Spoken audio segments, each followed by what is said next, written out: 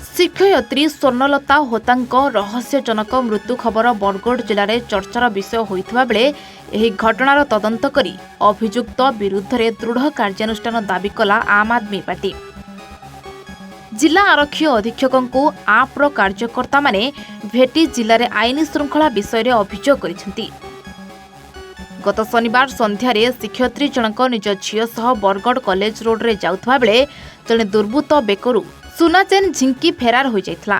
दुर्बृत्तर धक्कारे शिक्षयित्री रास्तारे पड़िजिबारु मुंडरे आघात लागिथिला।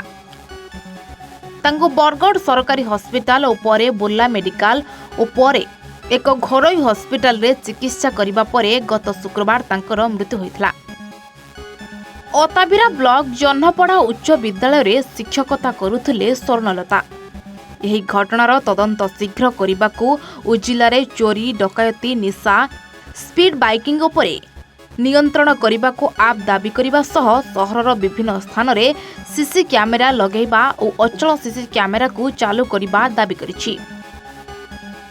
जिला आवाहक भवानी साहू, सौरभ भुई, मारियम बार्ला, अविनाश बाग, आशीष साहू, ममता बेहेरा, अलीम रिजवी प्रमुख उपस्थित थे। बंधुगण समस्त को स्वागत। आज आम एसपी ऑफिस बरगढ़ निके आईचु गोटे दायपत्र देवार लगी।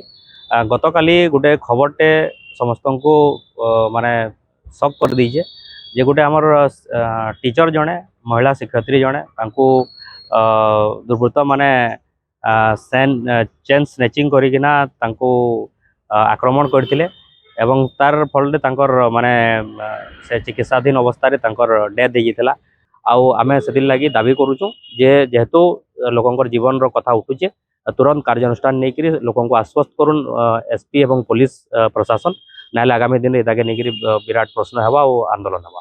धन्यवाद। Bargarh Vijay Kumar Mishra report, A1 Odisha.